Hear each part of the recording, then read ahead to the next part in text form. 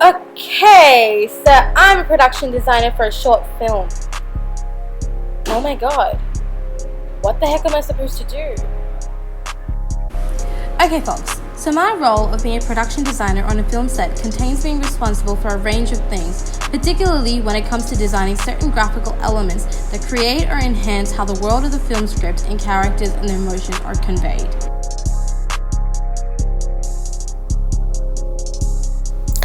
The concept of a production designer was created in order to have one person other than the director in charge of the visual elements of the film, so as to unify the design and end all the usual turf battles that a production had about the visual. Therefore, my responsibilities can include reading the actual script in order to understand the motive of the director and writer in order to understand the world they want to create on screen.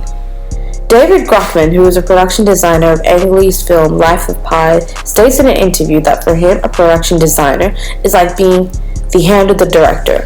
I read a script, absorb all that information, but my real job is to understand how the director reads the script and what he sees and what he wants to visually accomplish. And you almost have to become a mind reader, or you just have to intuit the director and the personality of the director and where he wants to go. The design elements that I personally, as a production designer working within a smaller team, rather than a big budgeted film with a massive team, I will be responsible for executing the set design, the makeup, costume.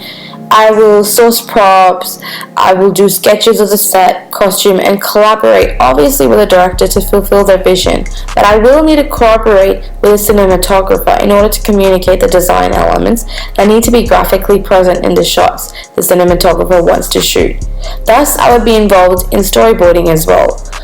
Kathy Greenhall explains the reasoning behind the importance of this collaboration for film projects as the production designer sees how much is behind the actors, which denotes that the set behind the actors need to be captured in order to complement the actions and emotions the actors playing the characters.